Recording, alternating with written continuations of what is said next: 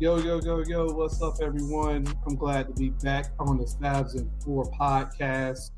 Want to thank everyone for holding it down while I was out. Shout out to Corey, Dave, Dre, BT, and Tans for holding us down with all the content while I was out. Glad to be back. Fellas, how's it going? Hope everyone's doing well. As a lot has happened since I've been on, we've had the end of the college basketball season. We've had the start of the NBA playoffs, the end of the women's college basketball season, the WNBA draft, and a lot going on surrounding that as we're going to kick us off there with the WNBA draft happening, I believe, this past week, this last week, with, of course, everyone knowing Caitlin Clark going number one overall to the Indiana Fever.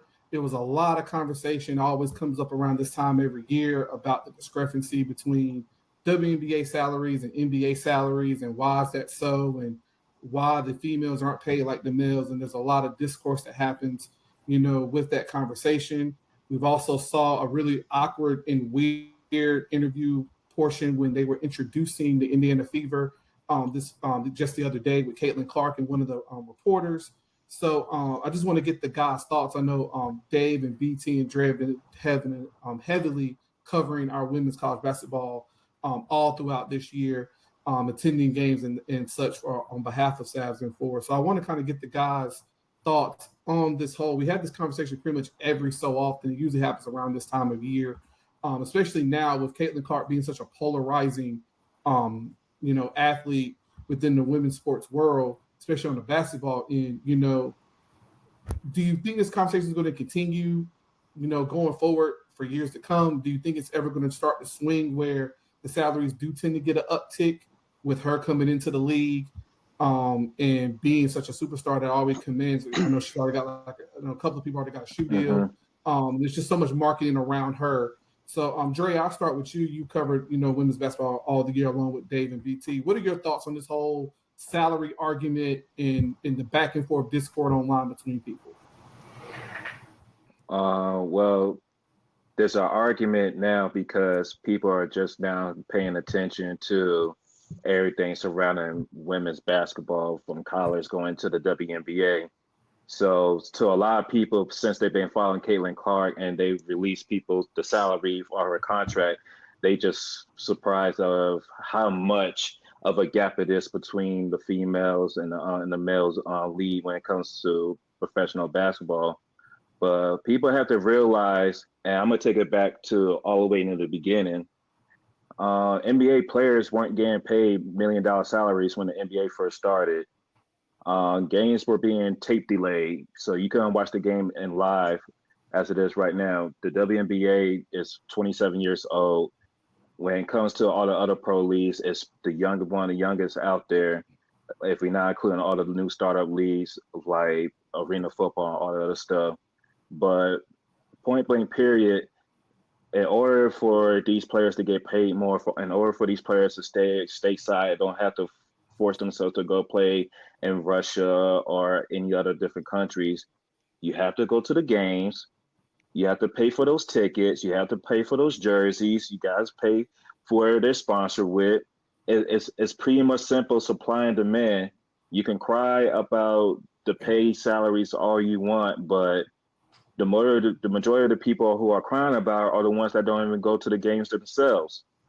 Don't name 5 players in the league. Don't try to catch on this wave because it's the new hot topic because you finally got into the sport.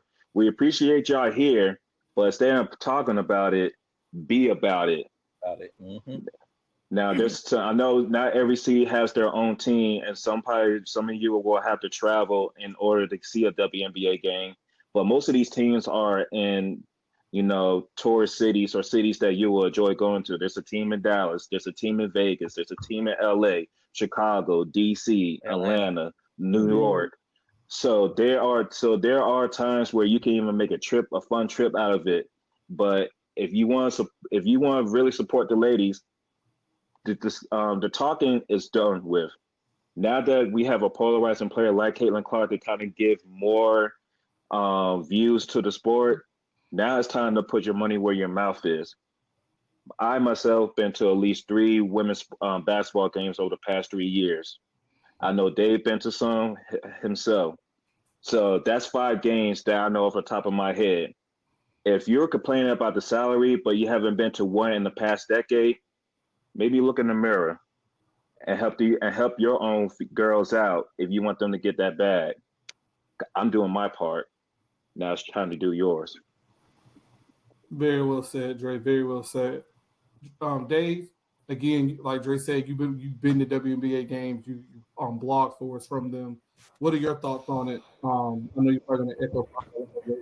What are your thoughts on this whole, discourse about the salary discrepancy and everything going on around Caitlin Clark in the NBA going forward for this season?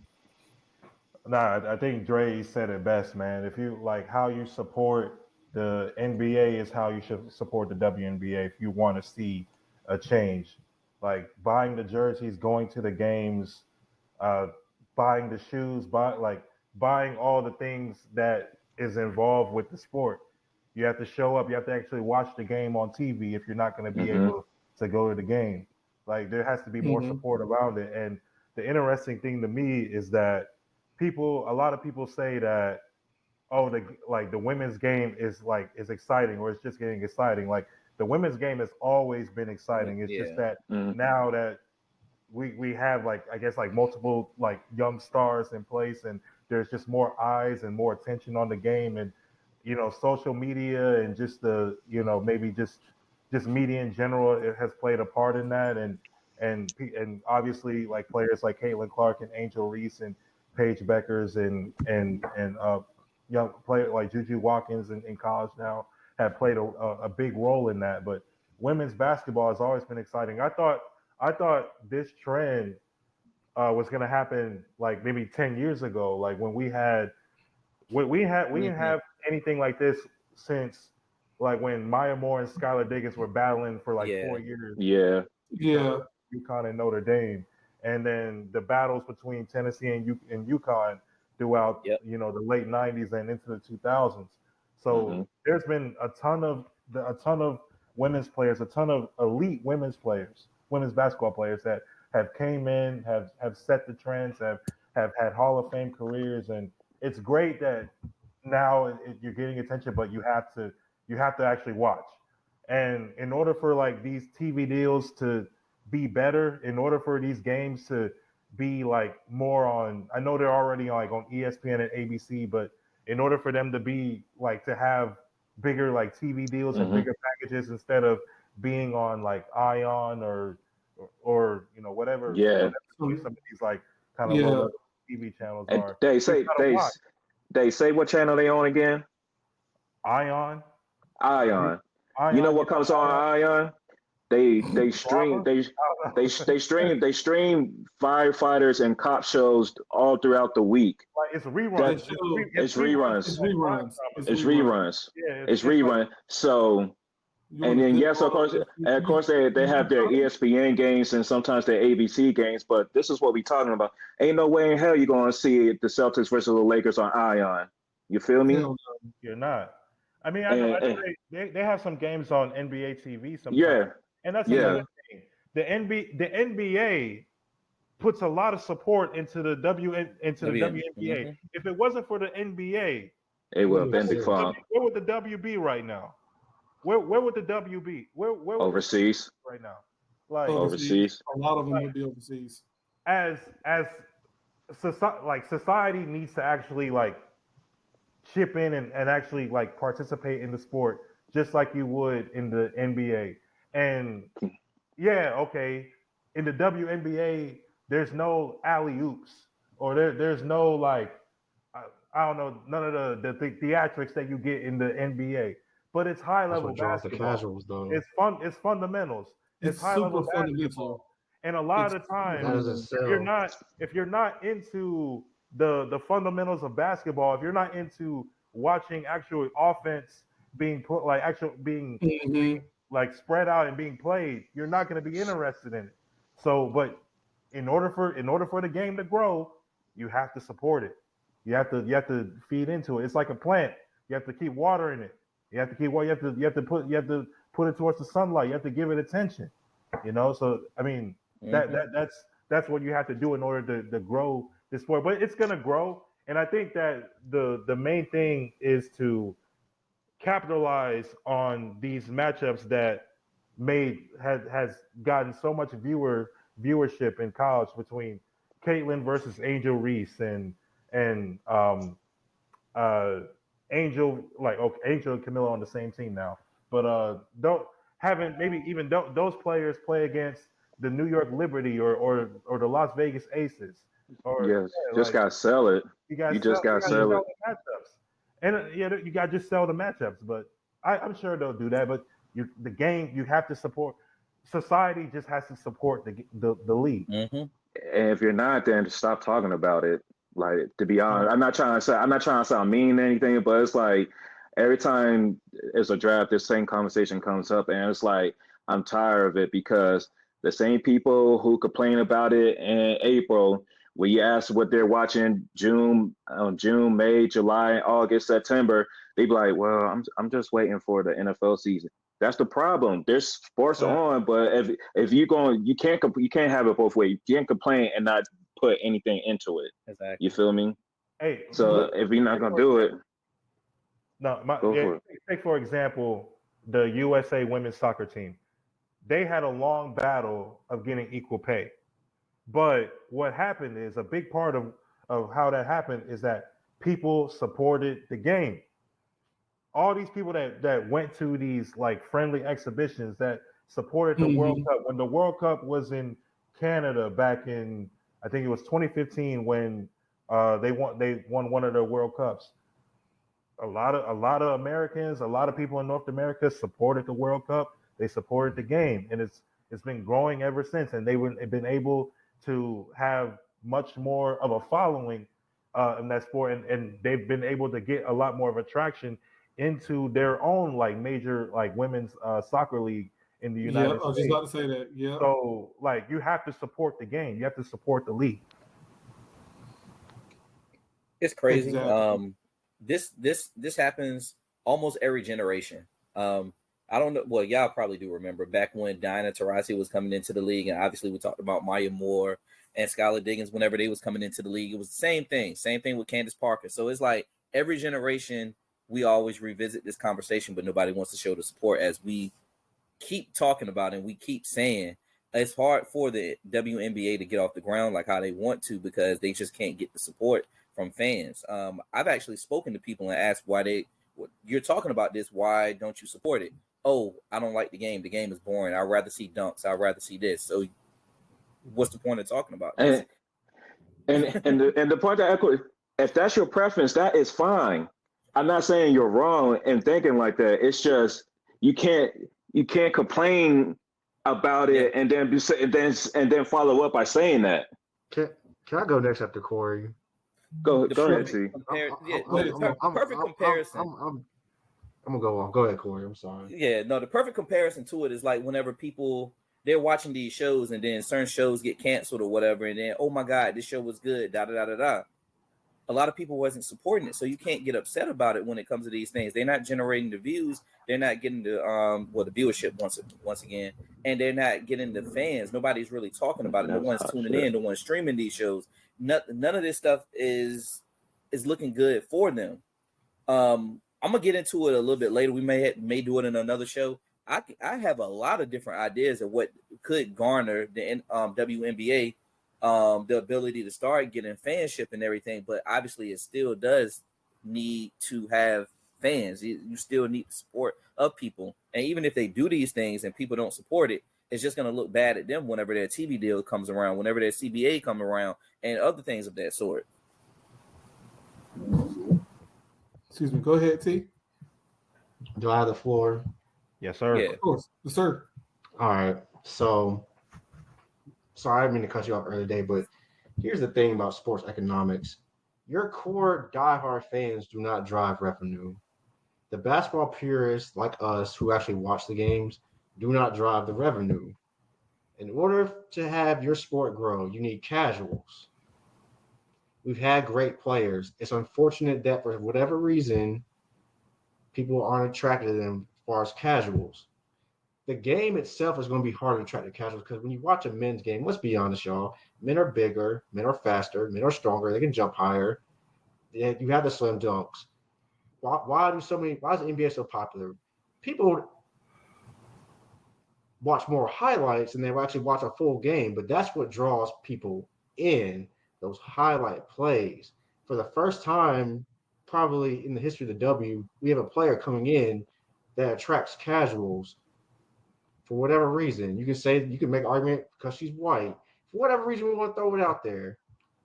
But the casuals, the people who are bitching and complaining, have to watch the games. More men watch the WNBA than women. So all this gender war bullshit that I've been seeing on my timeline last week pisses me off because none of y'all actually watch the game. None of y'all watch the highlights, which can get monetized on YouTube and all other platforms. That's another way for the league to drive revenue. The more views and more subscriptions they get on their YouTube channel, the more revenue gets dished out. Buy a jersey. But for all the people bitching, talking about, well, the NBA needs to do more. The WNBA could have folded after 5 years if it was for David Stern keeping the vision alive for the WNBA, and then Adam Silver taking the mantle. NBA, I saw somebody talking about NBA players don't support the league, and this shit got put in the pack today. All the NBA players, most of them go to the games, constantly advocating for the sport. Yep. Now, if you just don't want to watch the sport, then shut the fuck up and stop bitching. But I'm getting tired of this shit. And people who bitch about salaries, if the money isn't there, they can't pay the players more. And no, the NBA can't give them more money because the NBA collectively bargains their salaries and what they pay out to their own players. You think the NBA players are going to take less money? Let's be real. Nope. Nope. The NBA is taking literally money out of their own pockets and profits to keep the WNBA afloat. The WNBA, I'm not bashing the league, but these are just the facts. And here's another thing. People need to listen to the truth. The truth can be hard sometimes. It can be cold, but if you can't accept the truth, you will never grow. The WNBA lost $10 million last year. And it was one of his best seasons. One of his best seasons. Exactly. I was going to say one of the best seasons. Probably the most watched finals. It probably was the most watched finals. It was. Yeah, I think it was. When they talked about viewers, it was. So if you're new to sports and you don't understand how the business of sports work, this is not a charity. This is big business. If people don't watch, sponsors are not going to put money in because sponsors don't want to lose any return on their investment. This is a business. This is not charity. Some of y'all act like the NBA is supposed to give these players more money, but in business, money is not given, money is earned. Yeah. It's a simple concept, and it's unfortunate that they can't get paid more, but the money has to be there because at the end of the day, the NBA has to collectively bargain, just like the WNBA players have to collectively bargain with their owners of the league. The NBA does the same. There's no fucking way in hell the players are going to take less money to give it to another. No, it's not happening. That's just not happening. But and that's the reason why they go overseas, because overseas they actually put the effort into going into these games. That's why you actually see players getting close to $1 million contracts as women when they play overseas. That's not happening over here. Mm-hmm. So if y'all want that to change, you heard from me, you heard from Dave, you heard from T. Stop complaining or do something about it. And most of the people that's complaining, y'all in cities where there's a WNBA team close to y'all. So when Charlotte Sting was here, I went to my mom, my sister, my dad. We went to a couple of Sting games when they were here, but guess what? The team literally folded. Yeah. Yep. They literally folded. They wasn't four-time champion Houston Comets folded. Sacramento Monarchs people folded. Understand. Detroit People don't understand that. I remember the WNBA growing up, and many of y'all do, when they only started out with about 9 teams. And then the popularity kind of grew, and then they expanded. But what happened was they expanded a little bit too quickly, and you barely had 800 people at some of these games. So, of course, like T said, the economics shows that some of these teams had to fold. So the WNBA then kind of got bailed out by the NBA, and they rethought, and they kept the teams that were in the most popular cities. So they put a team in Dallas because look at the market that's in Dallas. It's in the state of Texas. People probably wish they kept the team in Houston because of what Dre said. You got a 4-time champion team but you have a Dallas team that represents the state of Texas. You have a team in LA. You have teams in Chicago now. You have teams now. You still have the Connecticut Sun. Vegas now New York, team. Atlanta. New York so I mean, people can't sit here and complain and talk one way out their mouth and then try to say something else out the other side.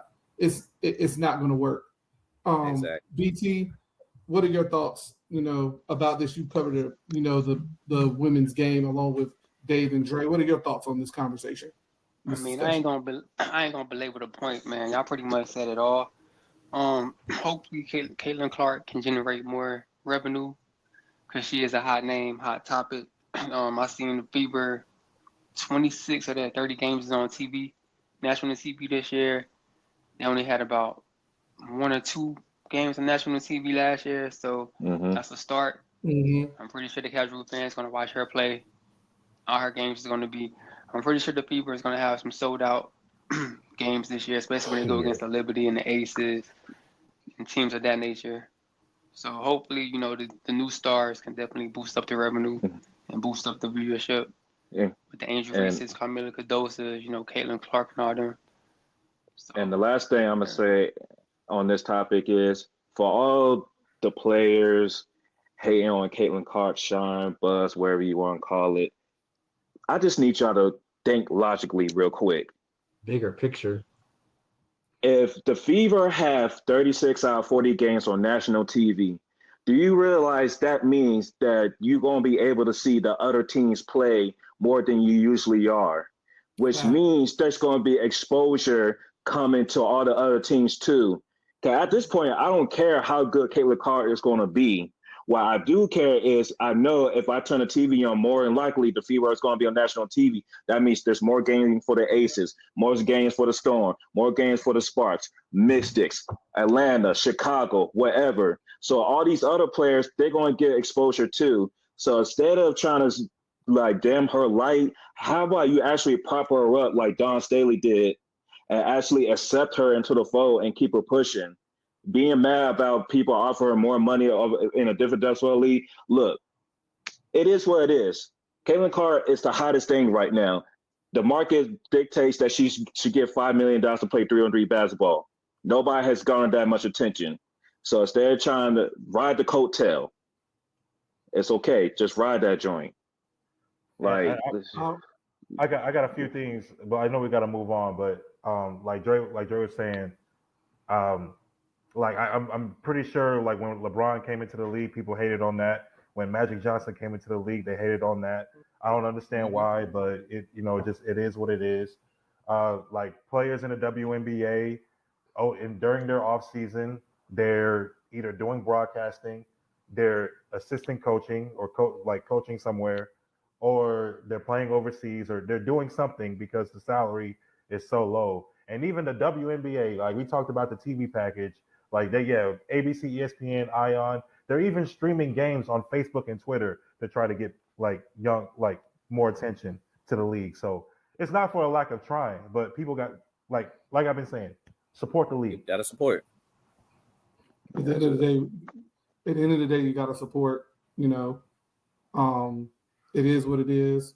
I add on the fact that what Dre said. If you're bitching about Caitlin Clark, I relate it to the NFL. People don't complain when somebody that plays the same position that you do and they get a 6-figure contract, because when your contract's up, guess what you go get? A 6-figure contract. So if all this goes to plan and Caitlin grows the sport, you should just be riding the wave and hope that those contracts start coming your way.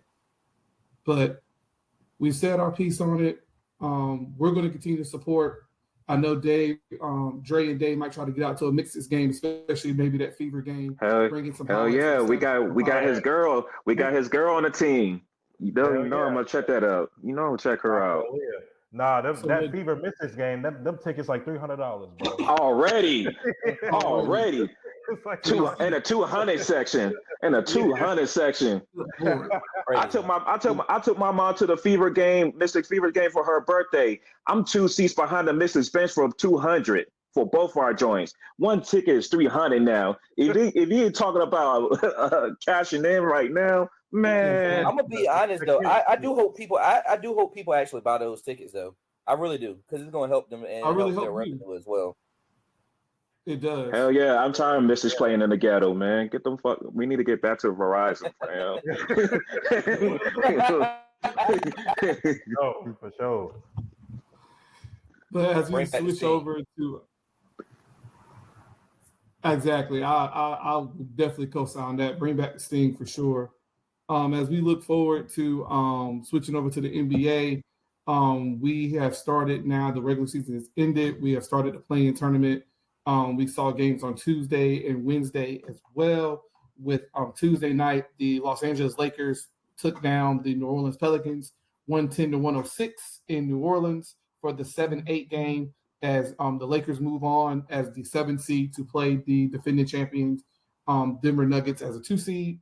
New Orleans would then play in the remaining game as they will go against the Sacramento Kings, who defeated the Warriors in Sacramento 118 to 94 in pretty much a blowout in that game as well, kind of ending the Warriors season and potentially, in my opinion, pretty much putting a death knell in the dynasty as we know it.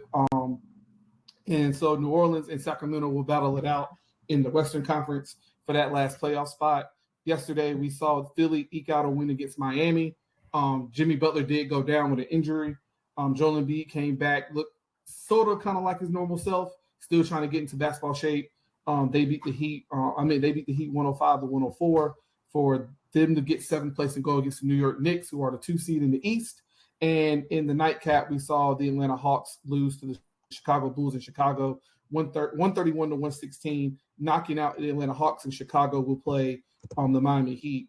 Fellas, what are your thoughts so far with the playing game? Some of the early matchups that we got. We got the 7 seeds now set for both leagues. What do you think is going to happen? A lot of people were saying that the Lakers should have lost and let the Pelicans play the defending champions because the Nuggets have had the Lakers number for quite some time now. I think the last 8 games the Nuggets have won. So I'll start with this time. I'm gonna switch around to Terrence. I'm gonna start with you, bro.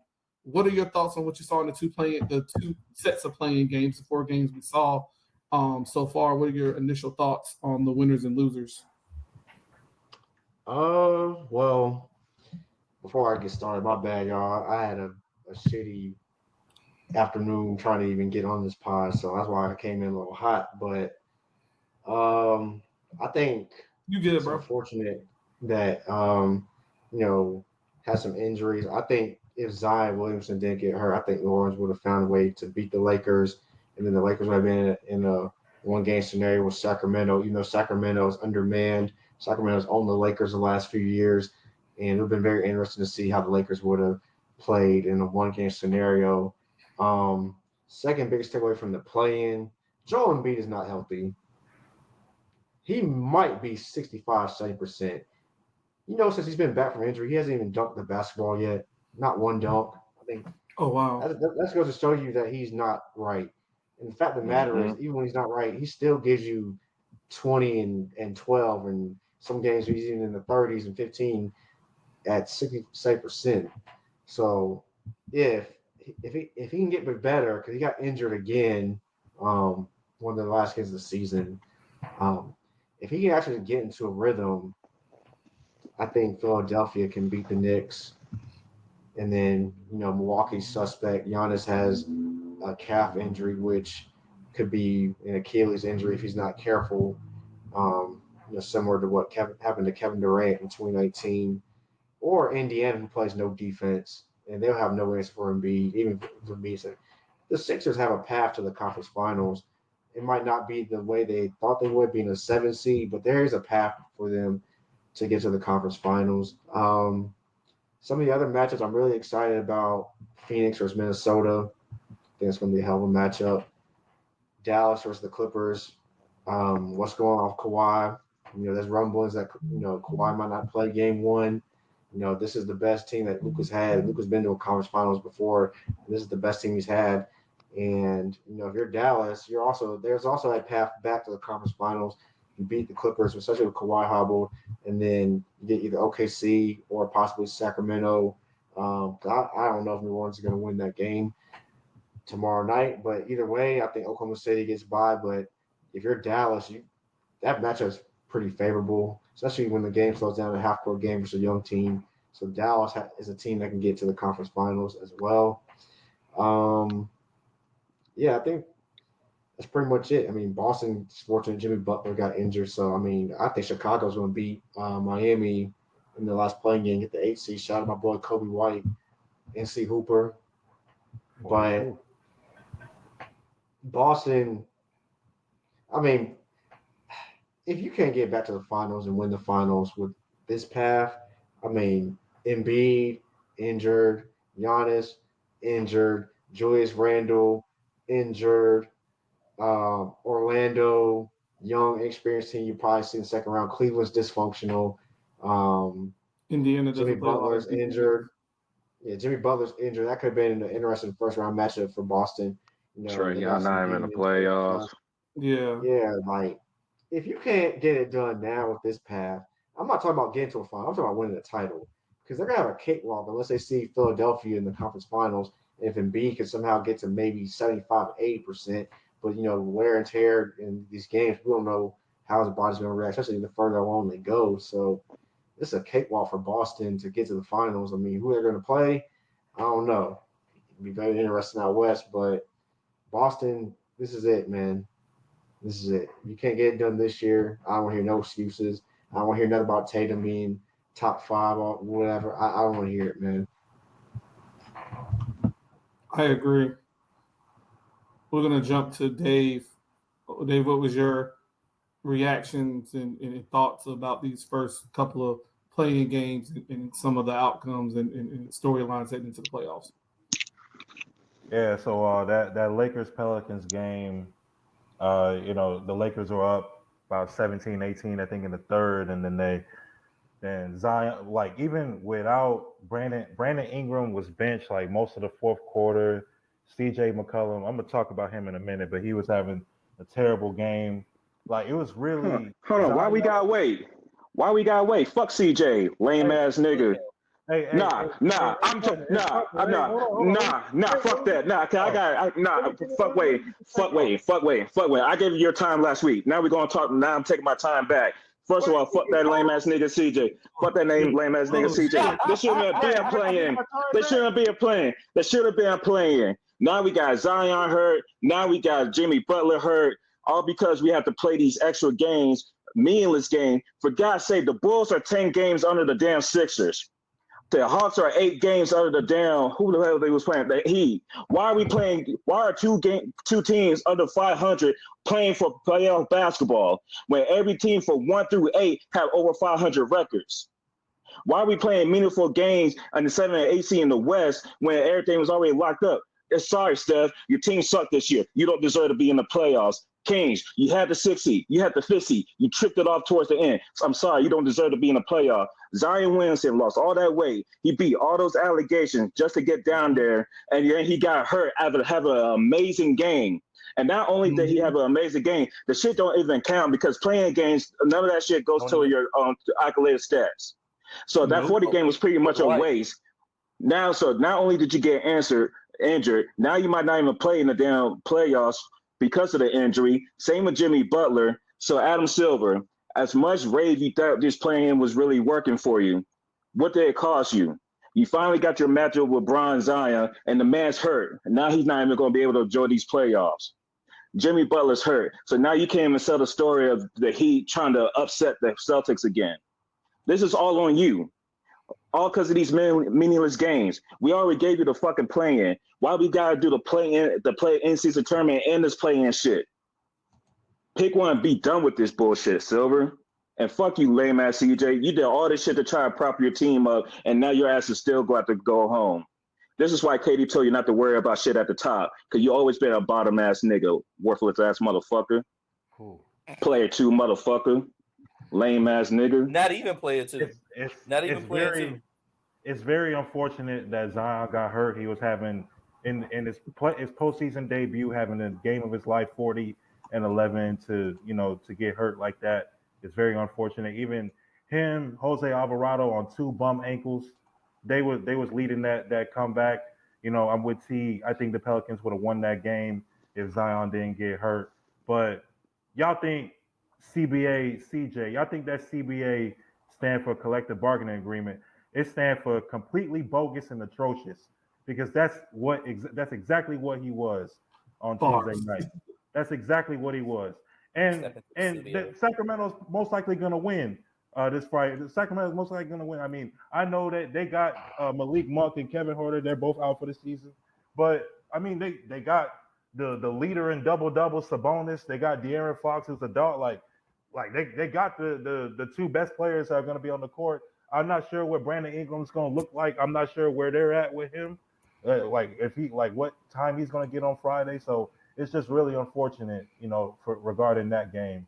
And as far as the Warriors, like them leaving, I think this is going to be the last time. Like I think Tuesday night was the last time that we're going to see Draymond, Steph, and Clay on the same court in the same jersey together. I think that was the last time. I think most likely Clay is gone, but that's a discussion for another time. Philly, Miami, Miami, they had control of the game most of the way. Jimmy got hurt. Y'all know my Miami Heat agenda. I want them to go home, but not like that, not like this. I want niggas to be healthy to enjoy their vacation. I don't want them to be, rehabbing and stuff. I want niggas to enjoy South Beach and Collins and all that. I want them to enjoy them Collins over closeouts and live over layups. I want them to enjoy that shit, and not have to rehab over their injuries and stuff, man. But it's unfortunate what happened to Jimmy. They still might be able to beat Chicago, but and yeah, that Bulls Hawks game that had no luster to it. The Hawks,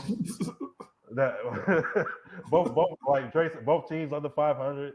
There's a reason why that game was at 9:30 Eastern on last night. Yeah, just so you can get some rest. You niggas got to go to work Thursday morning. Niggas had to go to work today, so get some rest like that. Yeah, the NBA knew what they was doing and scheduling it at that time. Did. So, I mean, yeah, I'm looking forward to these matchups mainly in the West though. The Mavs Clippers. That's always like the two series that we had. The one in the bubble and the one the year after that have been spectacular. So I'm looking forward to what that's going to look like now with Luka and Kyrie.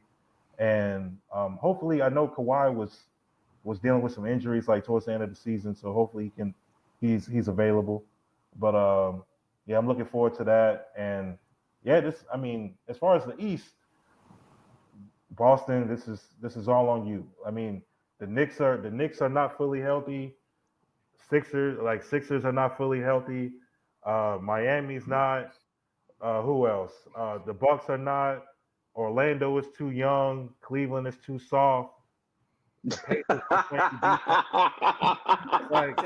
I respect the truth. I respect the truth. It don't matter. It don't matter. Hey, he called them cats some Charmin ass niggas, man. Yeah, they were Sherman last year. They were Sherman last year. They saw. How you had two Twin Towers? That's really the Twin Towers after they fell. Damn, man. Oh God! Oh God! Oh God! Oh God! Hey, I don't know what to say. You're wild. I have no clue. And the fact that it was a New York team that, man, Corey, you hell, boy. Corey, you hell when you well, boy. But hey, I gotta give you that Scott Foster tech, bro. Like you deserve a tech for that shit, bro. You got one more comment like that. You got one more comment like that. One more like that, you kick off, bro. Hey, that's crazy. But you might as well call Evan Mobley and Jonathan Allen like two King Kongs after they faced Godzilla. Oh shit! I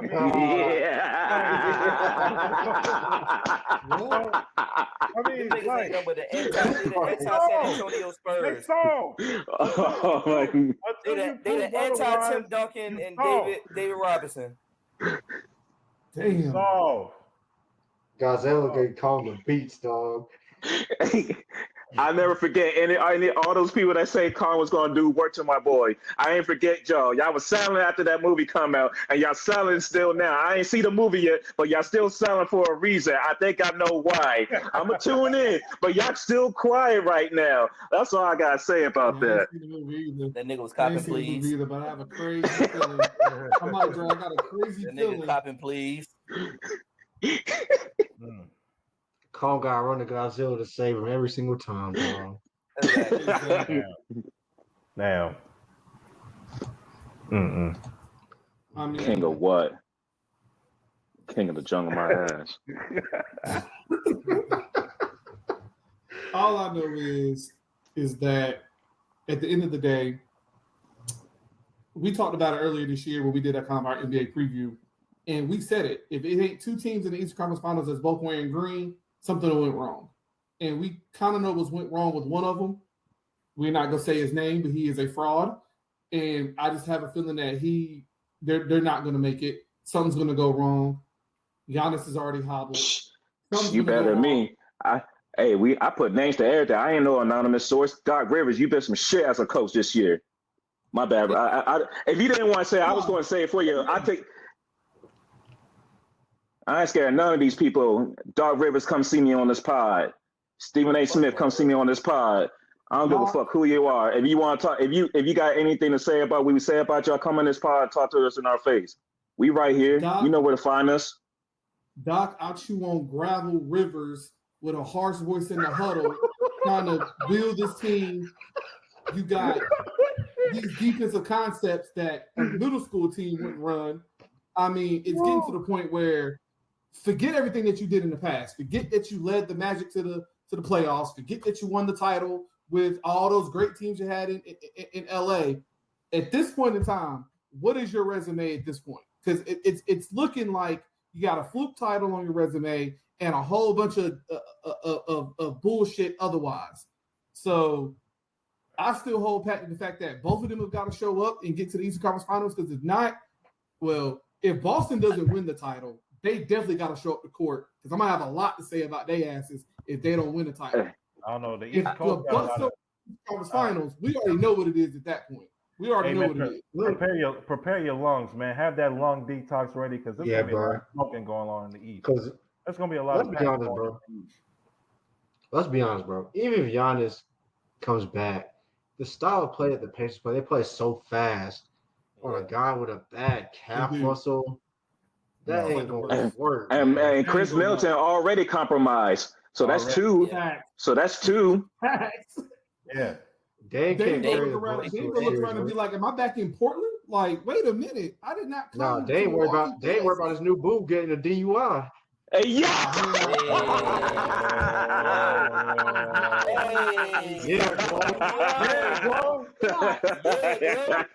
But and my shit bumping up in the jail, ho.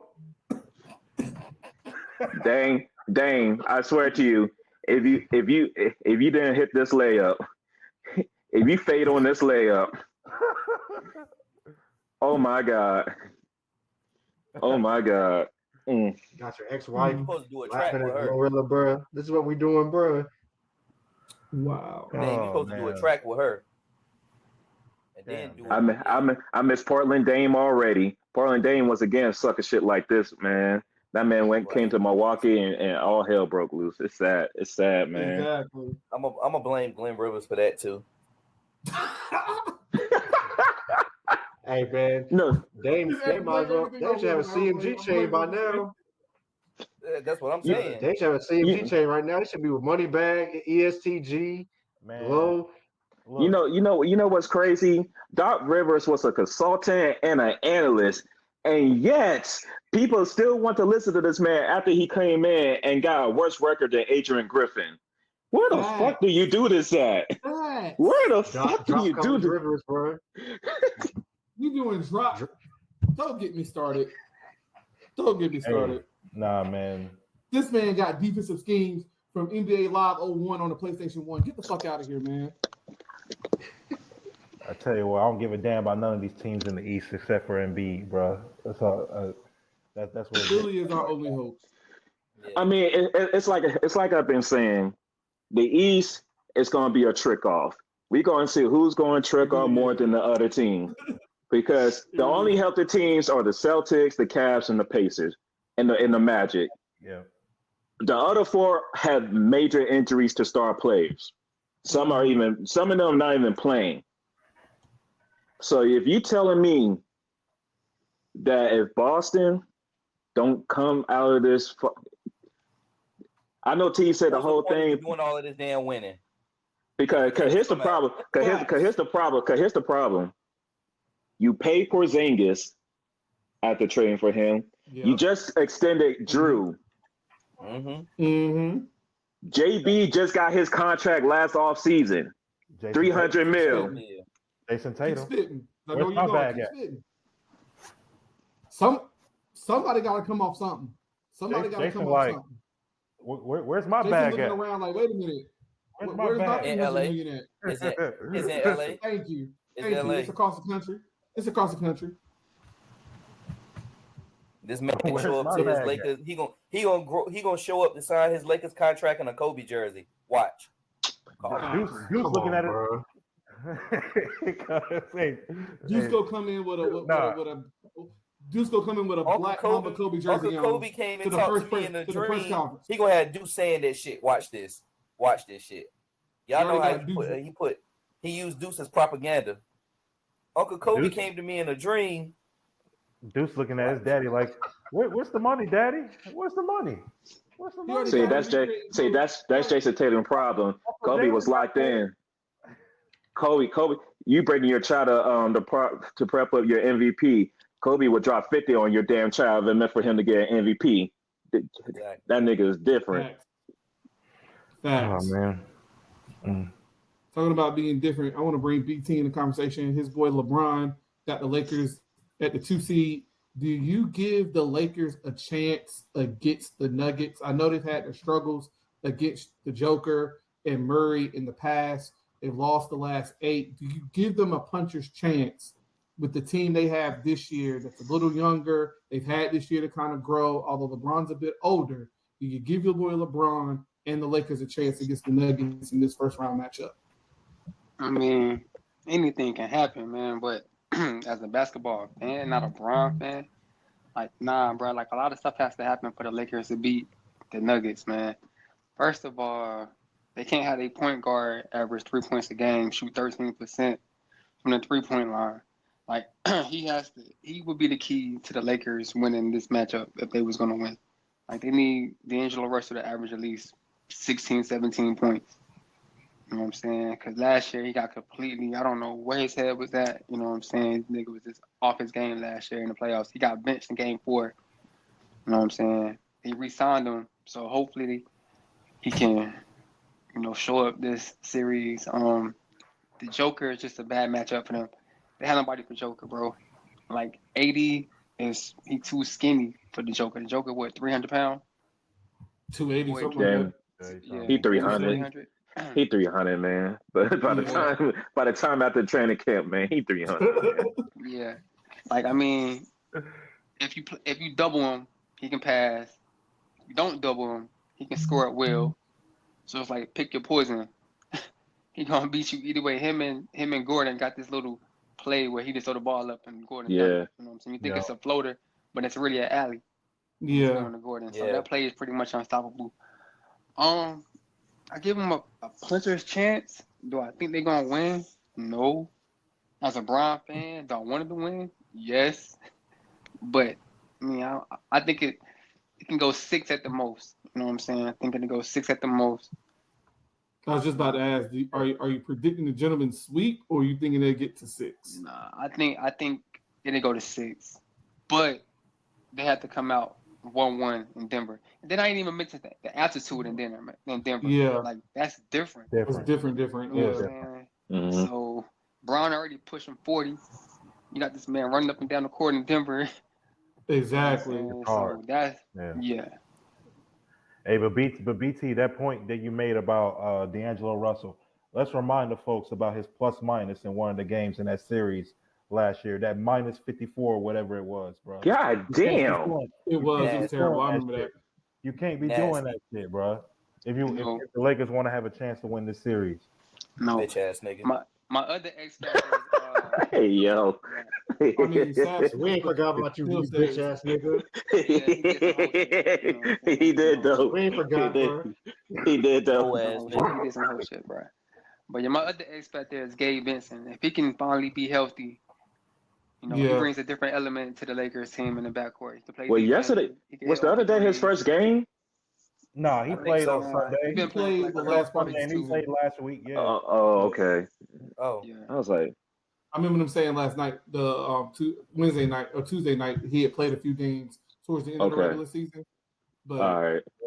I agree with BT. He's got to get back in the rhythm and get back healthy. Yeah. And he could be an X factor. But the way that they can win, they got to have a game from everybody. Like, Rui got to have a game. Austin Reeves got to have a game. AD got to have a game. Bron got to have a game. You know what I'm saying? If you can get, like, a game where you're like, damn, them niggas is going off. In all four games, you know what I'm saying? You can win a series. But Sab Sportsbook. I don't see him. Over under Austin Reeves needs like 15 points.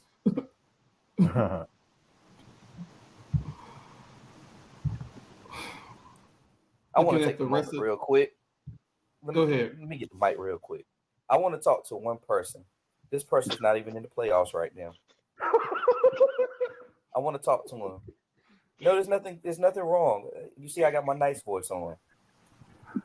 Wardell, Steph, and Curry. I'm scared a little bit. Let me talk to you for a second, my guy. All right, come on. This man core. Brother, your legacy has been submitted. You're a 4-time champion. You've done everything right. You've been the face of the league. You've been the person that everybody loves and adores.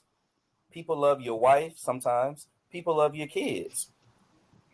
Brother, come home. It's time. It's time.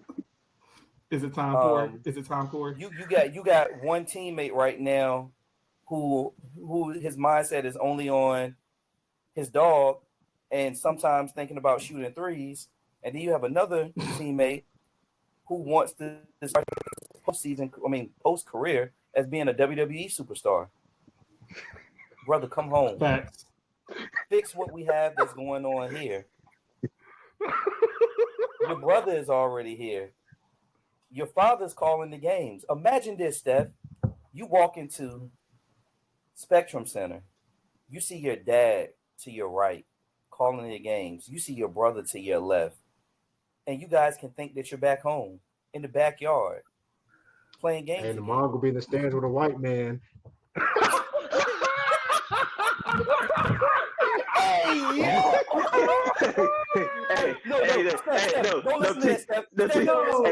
No, you get one too. You get a T too.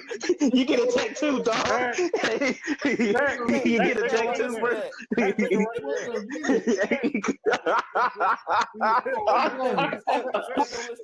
Don't listen to that. No. We're not thinking about the bad. We're thinking about the positive. I need you to stick with me. Stick with me, Steph. Stick with me.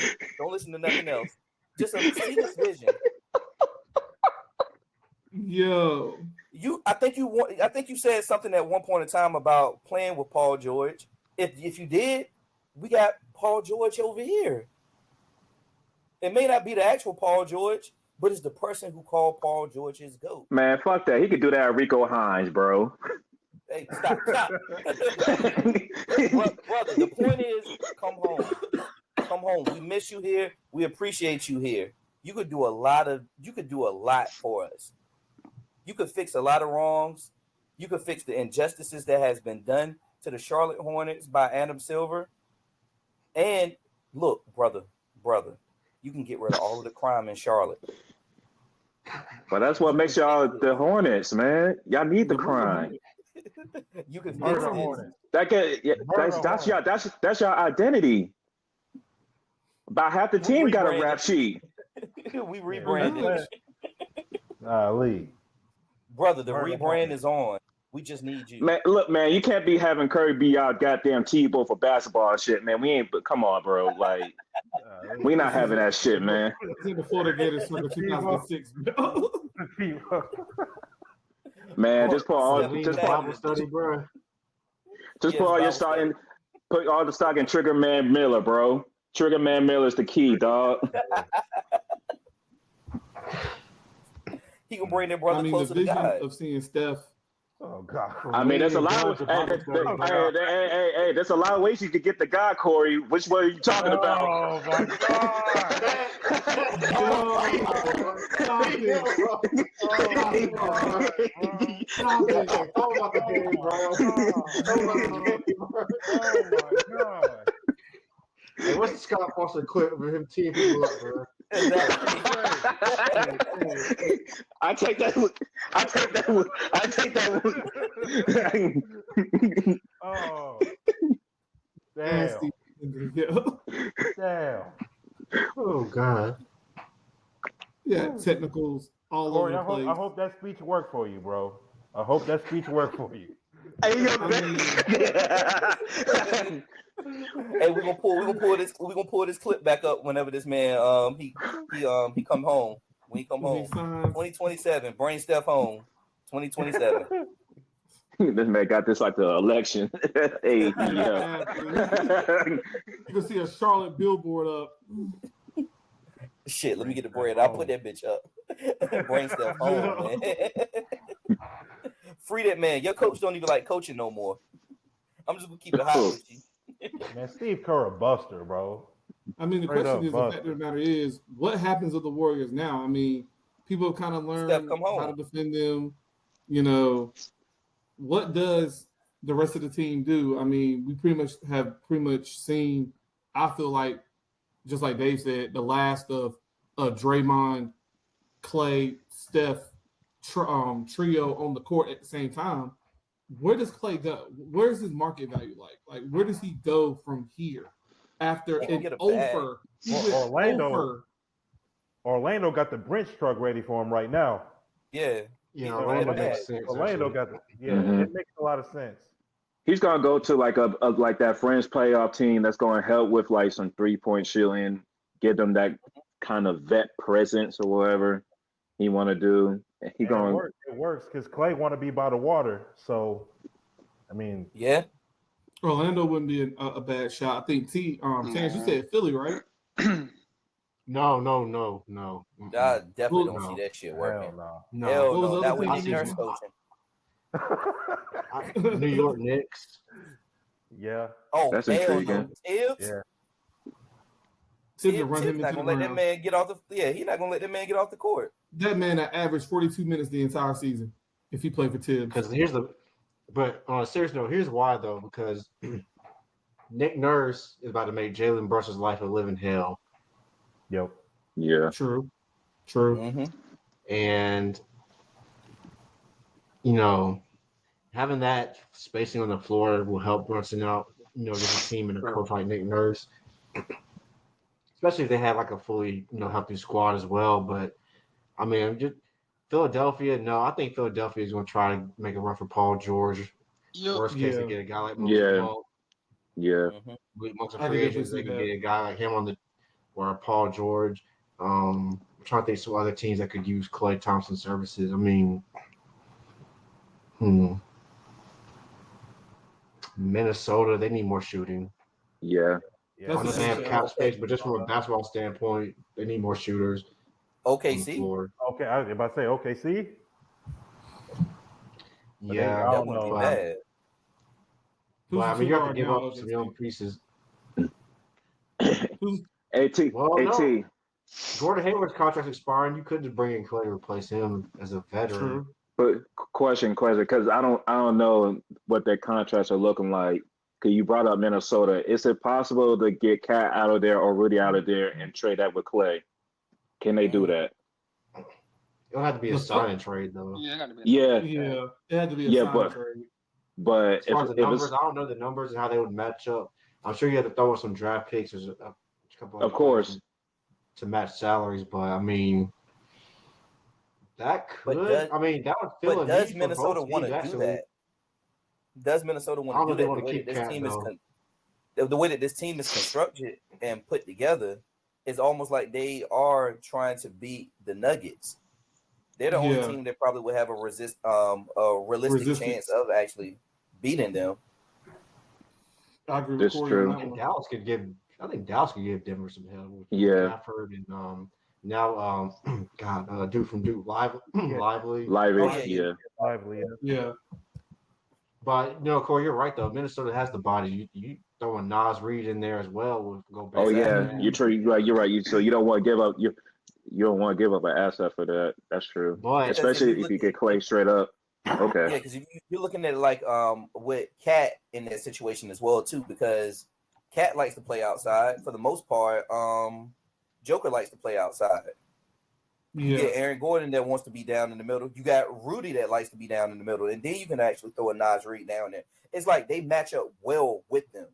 True.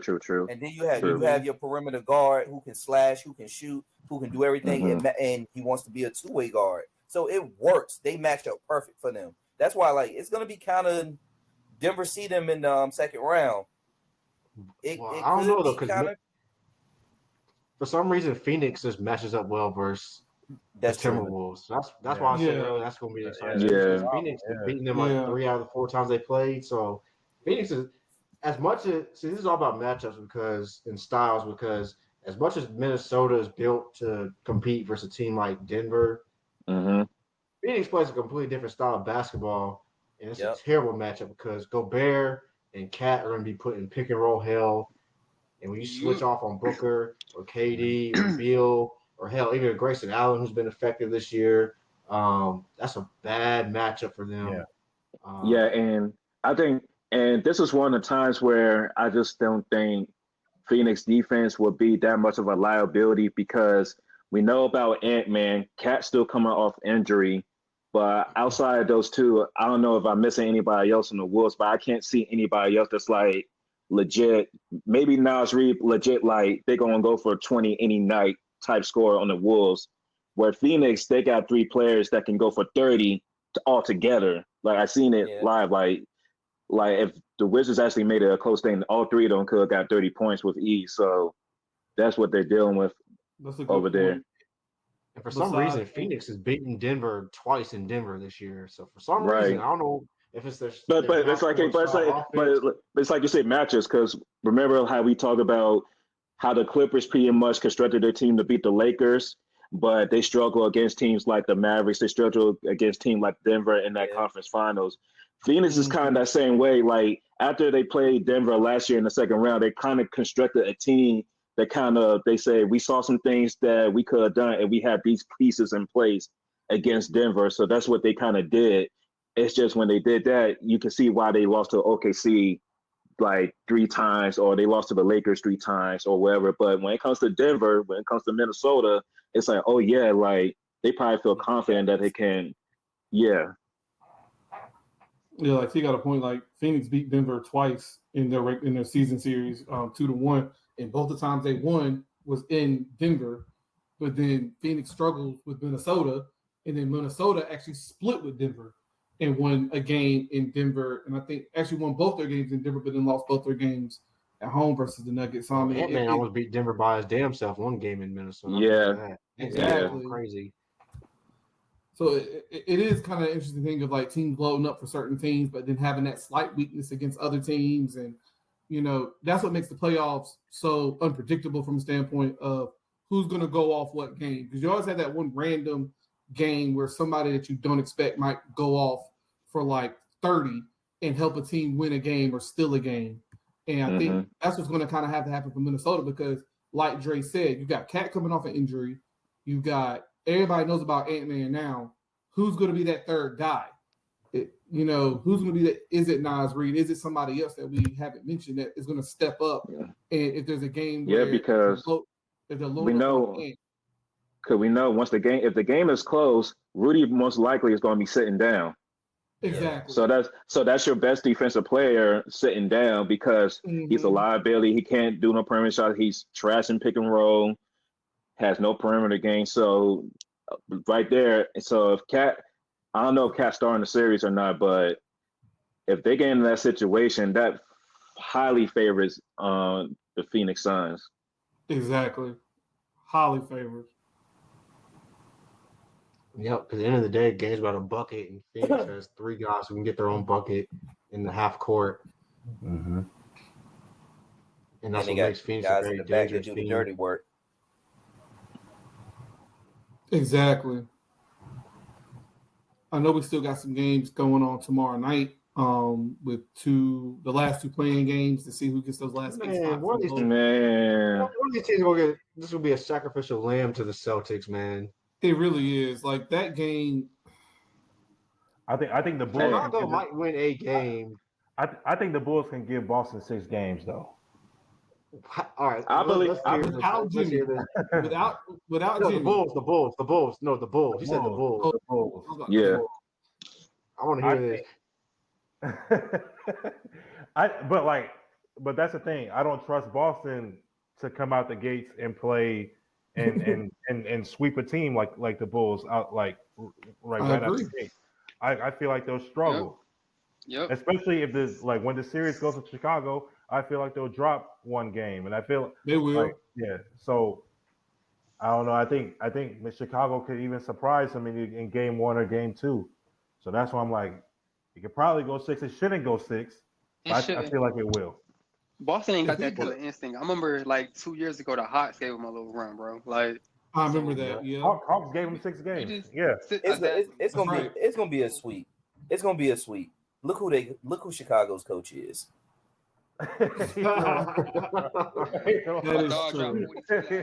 Shoot, look who Boston coach is. Yeah, look. Right. This is a matchup of trick off. This is a trick off matchup. I said a long time ago though. Boston relies on a 3-point line, analytics, and man, you rely on those two things. You can shoot your way out of a game. Mm-hmm. And I feel like you can shoot your way into a loss. Yep. Multiple losses. Yep. Today's Chicago do have some veterans that have been deep in the playoffs. DeRozan, Vucevic. But Caruso just got hurt. So that's why I'm like, if Caruso was still there, I was like, yeah, but I feel like this is a great opportunity for Kobe. But if Caruso was there, if Levine was there, then yeah, I can see Bulls taking Boston to 6 before they bow out and everything. But I think Caruso seemed like if he's not playing the next day, then I mean, you got a good point there. Yeah. I put it like this. I put it like this. Boston, make the road harder than it really needs to be. Just make the road harder than it needs to be. Go ahead, push your luck with that. I just want to see the Twitter reaction if they literally split the first 2 games in Boston with Chicago. I just want to see the chaos in the Celtics. I won't overreact. I won't overreact until it gets 3-2. If it's 3-2 Bulls, then I'll overreact. But until then, because we see that shit all the time, 1-1, where it's like, whoa, it's like, okay, you split games all the time. Yeah. But after that, it's like, okay. But if we get to Chicago, then I'm like, oh shit, here, see. I don't know. If this 3-2 Chicago, that Celtics faces on Twitter is going to be something to behold. Elite racism, man. Man, it's going to be a lot of hard ERs in that space. If they go down 3-2 to Chicago in the first round of the playoffs this year, damn boy, they're gonna be killing my boy Kobe. Man, damn, they're gonna be killing Kobe, and they're gonna call for Cooper Flag, man. Stop it! They already gonna start. Yo, they probably one Duke player for another Duke player, bro. I was about to say, they're gonna try that bullshit trade. I'm like, y'all sick.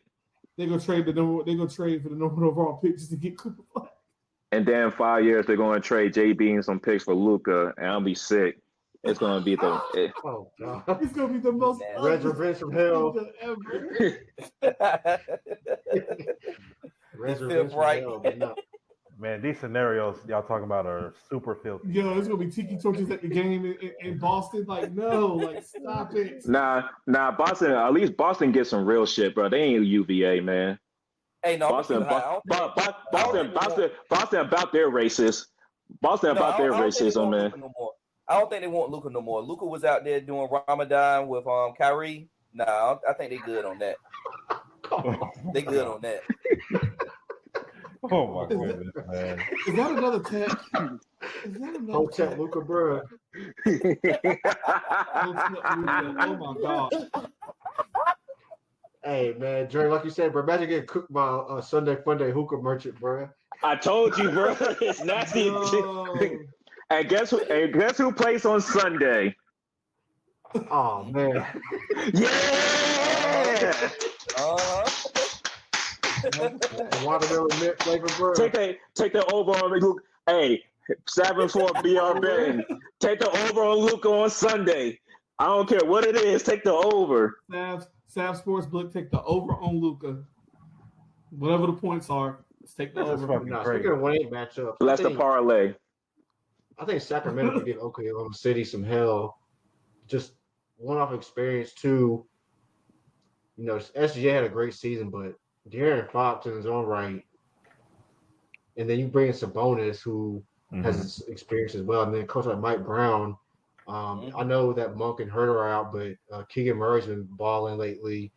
Keon Ellis has stepped up. Yeah. Barnes has been solid. He was solid in the playing game versus the Warriors as well. So, and then they have a couple of bodies they can throw at Chet as well. I mean, Sabonis, Alex Lynn, make it hard for Chet. And Oklahoma State's the youngest team in the NBA. So, I mean, New Orleans, if they can somehow win without Zion on Friday, because Zion's actually out Friday with the hamstring. He's out. He's out. If they can actually just get to the playoffs, maybe Zion returns game 1, 2, whatever, that could be interesting as well. But I think either way, because New Orleans has some playoff experience as well, and they have some guys on that team that can cause problems for Oklahoma City. So I think Oklahoma City, it might be 5 or 6 games versus New Orleans. And this Sacramento, I'll give a 6 or maybe possibly even a 7-game series just because De'Aaron Fox is that good. But I think that's going to be an interesting, depending on who they get in the first round, that could be very interesting for a young team like Oklahoma City who's had a great season, but with their first time really being in the playoffs. And I know they've been in the play-in tournament a couple of times, but that'll be interesting to see in a 1-8 matchup out west. But yeah, man, like some of these matchups, man, like, you know, is Kawhi gonna play on Sunday? And how bad is his knee? You know, James Harden's been banged up. You know, Russ just came back. I mean, if you're the Clippers, you know, if Kawhi can go, I mean, the path is there for them as well. I mean, if you can get past Dallas, I mean, I know the Clippers probably feel confident versus Oklahoma City or Sacramento in round 2 or New Orleans. And then, you know, Denver could play either Minnesota or Phoenix in round 2, beat the hell out of each other. So, Hey, T, I want to ask this question because I know we coming up on time, but we know pretty much Boston has the most pressure on the east side. Am I thinking right that the Clippers should be that team that has the most pressure on the western side, just on the makeup of their team? And like you have pretty much a 28-8 guy come off your bench. Like we never seen a team constructed like this before, where it's like we've seen teams with 3, 4 all-star, all NBA players, but to have 3 starting and 1 come off your bench, that's got to guarantee some type of at least Western Conference Finals, NBA Finals type, like do or not type of bust right there. Like I think out of all the teams in the West, the Clippers do have the most pressure. I mean, Paul George can leave. That's True. So if you lose him, you know you're good luck trying to replace a guy like that. You know, with Kawhi's injury history as well. So I mean, you know, if Kawhi can give it a go, you have to try to get it done right now.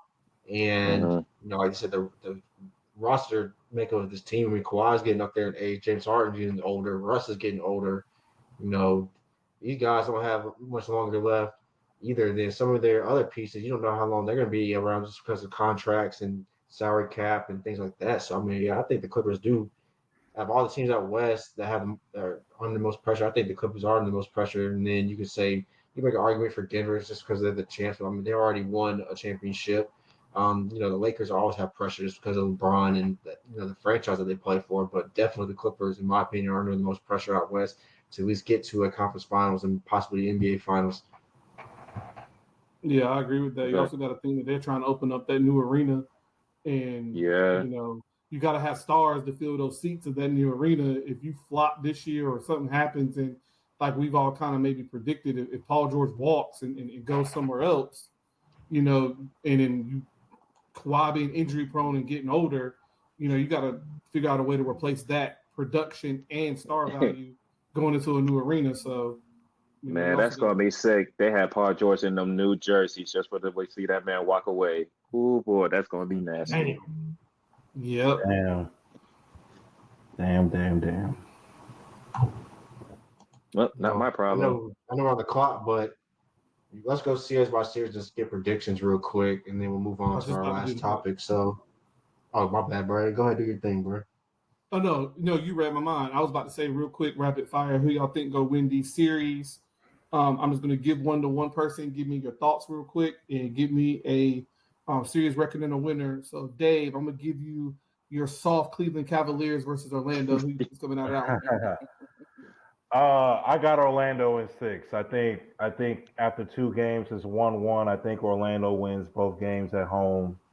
Cleveland makes an effort in Game 5 to make it 3-2, but Orlando closes it Game 6. I think Paolo, the Wagner brothers, and Cole Anthony and Suggs and all them like folks, all them boys out there. I think they give Cleveland some trouble. I think they win in 6. Dre, I'm gonna give you your boy KD and Phoenix going to Minnesota. Who do you think wins that series? I got Suns in 6 only because I would make it 7, but I just think because of Cat's injury that I don't think they're gonna have enough to push it to a Game 7. I just think Phoenix has too much offensive power with Minnesota dealing with injuries, and I think they just have the better experienced players when it comes to the playoffs and the better bench. So I'm going with Phoenix in 6. All righty. Terrence, I know you mentioned him earlier. Embiid and Philly going to New York in that first round matchup. He never picking New Who York. you got winning? You damn right I'm not picking New York. I'm going Phoenix, Kevin. Exactly why I gave him that.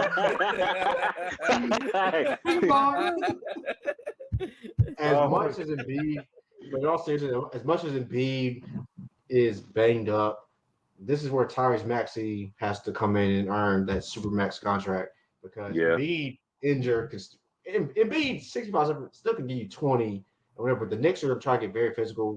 Mitchell Robinson, Hartenstein, they're going to get physical. Thibodeau's going to scale up some defense. So Embiid can only do with so much. But this is a series for Tyrese Maxey and Tobias Harris. It's now or never for you to earn your money. But Philadelphia has guys like Oubre who can step up. Kyle Lowry's a veteran. I hate to admit it, but Batum, pretty much won the game the other night. He can give you one game. I think Nick Nurse is going to scheme up a defensive scheme for Jalen Brunson. I think the Knicks are going to have a hard time scoring. Well, this is going to be 90s ball, early 2000s ball. It's not going to be pretty, but I think Embiid can give you one game where he can take over a game. And then Maxey matches up very well versus the Knicks. And actually, Jalen Brunson struggles with Philadelphia, actually, with the stats. They're going to throw Kelly Oubre at him. They're going to throw a whole lot of bodies at Brunson. And he actually doesn't shoot the ball very well in Philadelphia this year. So I think Nick Nurse is going to come up with some schemes, do some zone defenses, some weird defenses. We saw triangles and twos the other night. Miami ran it. I think Philadelphia ran it as well. He's a mad scientist. I think with Embiid and Maxey, it's going to be greater than Jalen Brunson because the Knicks don't have that other star player. So I'm going Philly in 7. BT, LeBron, your boy, the Lakers and Denver. I know you said earlier 6. Are you sticking with 6? Yeah, it's gonna be Nuggets in 6. I just think they too much, man. I think Joker is too much for them boys. So yeah, Nuggets. Now BT, I know we got Joker in Denver, but somehow LeBron can finesse wearing that black mask again and be Batman. Does that change your position on your pick? I mean, I know Bron gonna give me numbers. You know what I'm saying? He always gonna put the stats up. But we talking about Black Mask Bron. We know about Black Mask Bron. That's a different cat. That bronze. Zero black bronze. I'm sorry. Zero Okay. black bronze. He was different. Yeah, Okay, that's man. 29-year-old Brian. That's he He's gone. okay. Yeah, nigga I was- gone, bro. I try to help you, man. I understand. That's all good.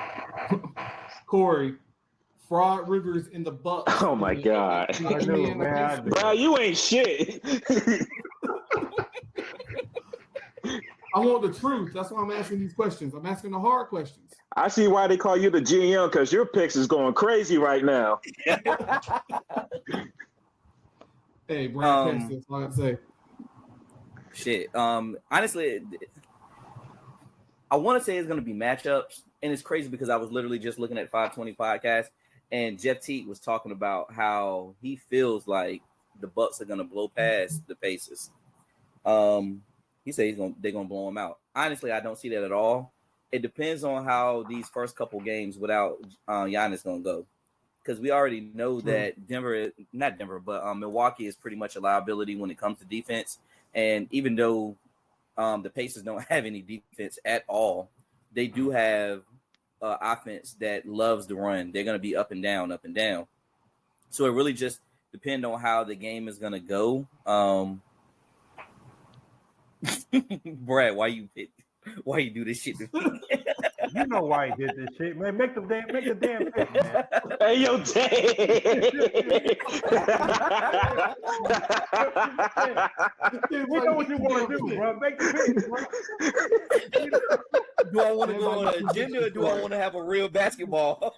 What's your heart telling you to do? What's your heart say? Courage to your conviction, bro. What is your heart filled with telling hate. you? My heart is filled with hate. To be a hating ass nigga.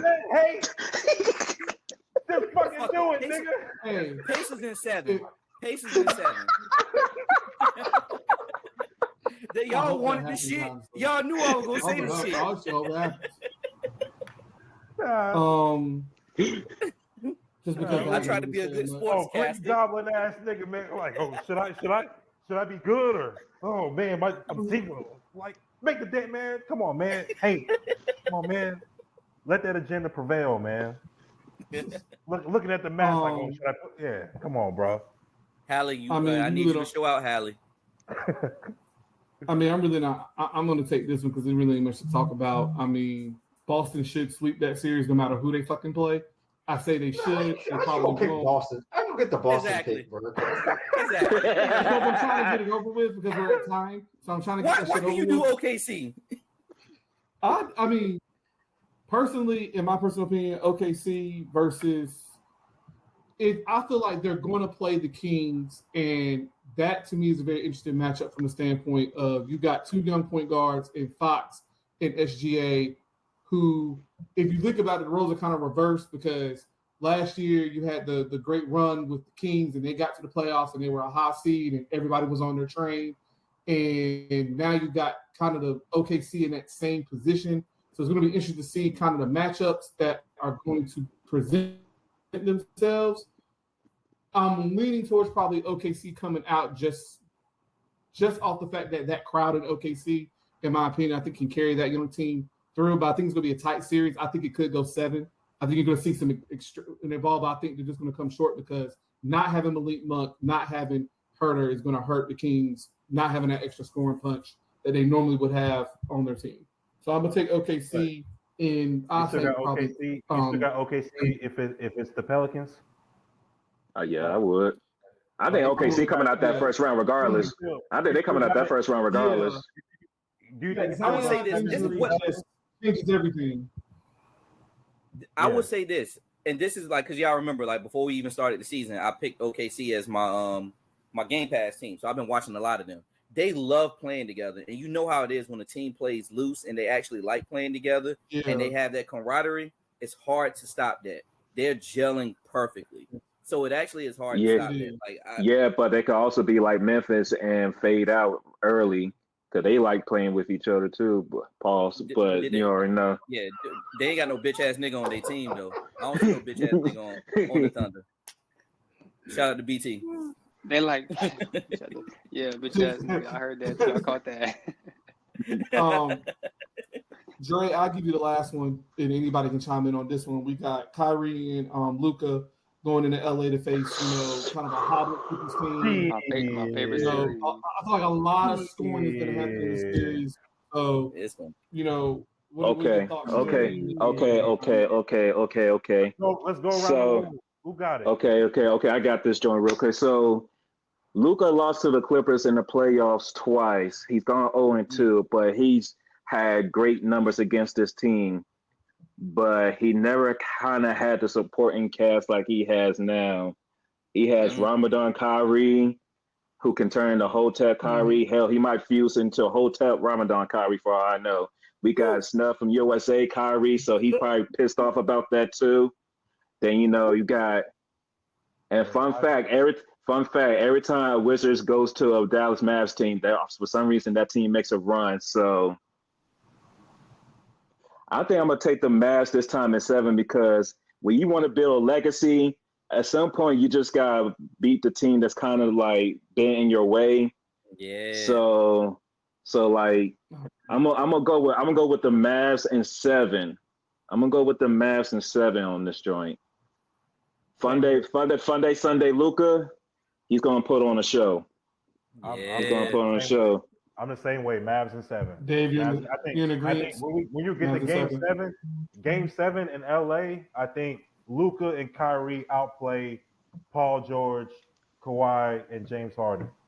I think that's what will happen. Yeah. What the Clippers have to do, Westbrook has to be a monster off that bench. That's Clippers need monster Westbrook off that bench. Yeah, they do. Yeah. BT, you in agreement? All right, Mavs in 7, or you got something for different? sure. So they got James Harden right. We know what we know what he do in the playoffs. Shit. Easy call. Agenda. That's facts. That's facts, son. He'll give you a 40-point game, then he'll give you a 6-point game. Ooh, don't we know? That's facts. That's facts. We Mavs know. in 7. I think Luka and Kyrie gonna put on the show. Terrence. Yeah, like BT said, bro, we know what 4PF Harden gonna do in the playoffs, bro. He gonna cost them a game because he's gonna want to shoot the ball instead of giving it to Paul George or giving it to Kawhi.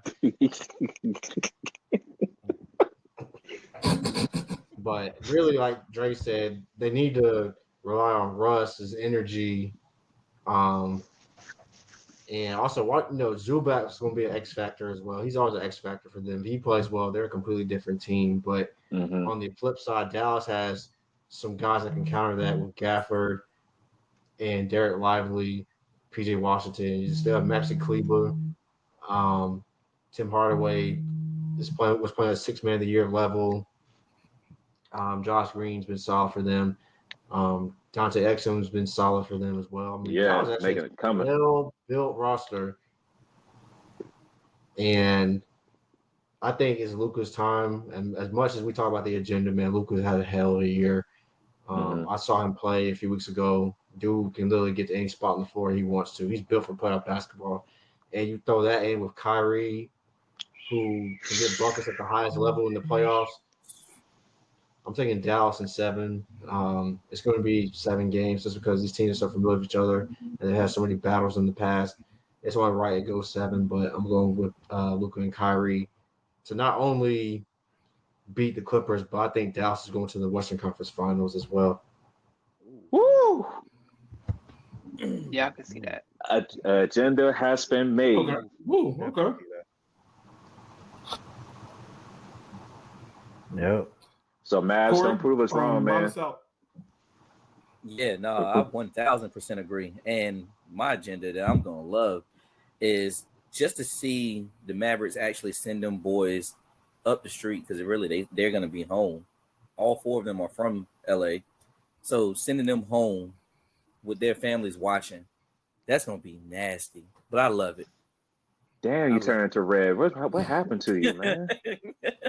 Who hurt you? All jokes aside, though, I do see because T was talking about how it's gonna be one game where Harden is gonna not pass Paul George the ball. Honestly, I see that being game 1. I see that being Sunday's game.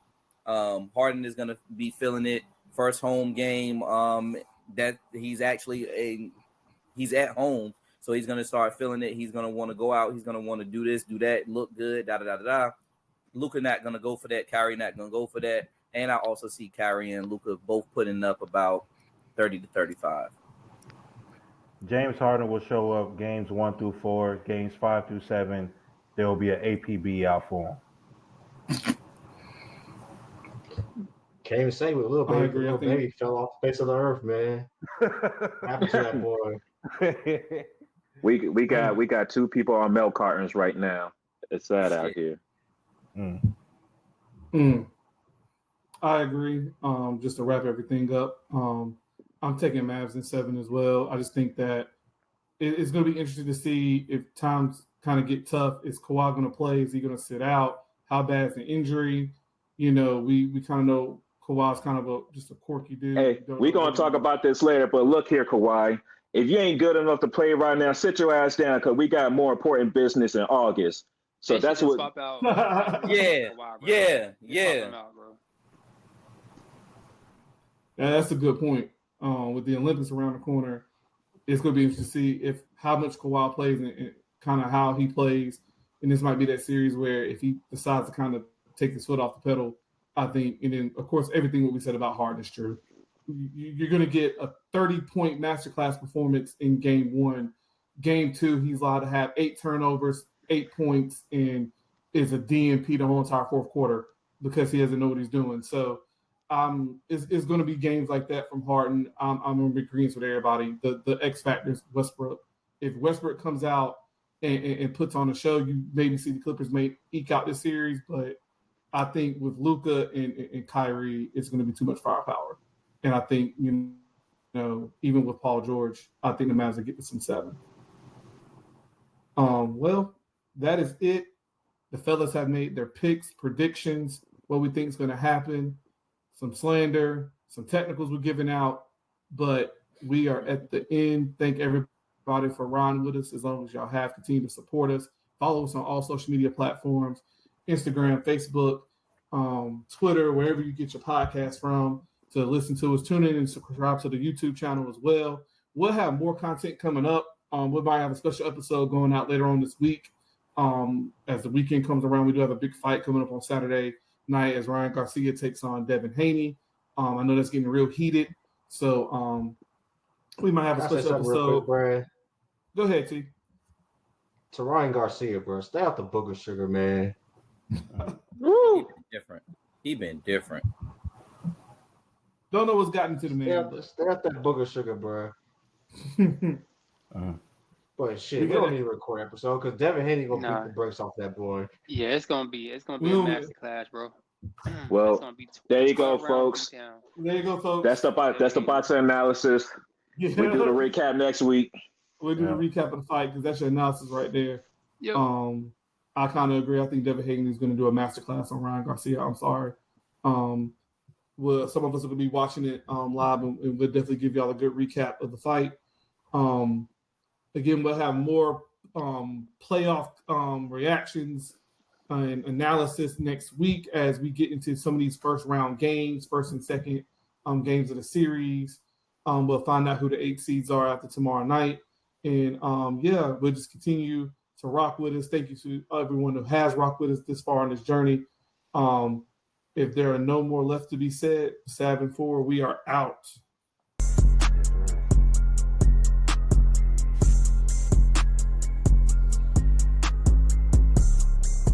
Remember, make the parlay make sense, y'all. Remember that. Don't get banned. You don't want that to happen to you. Oh, shit. Make that parlay make sense.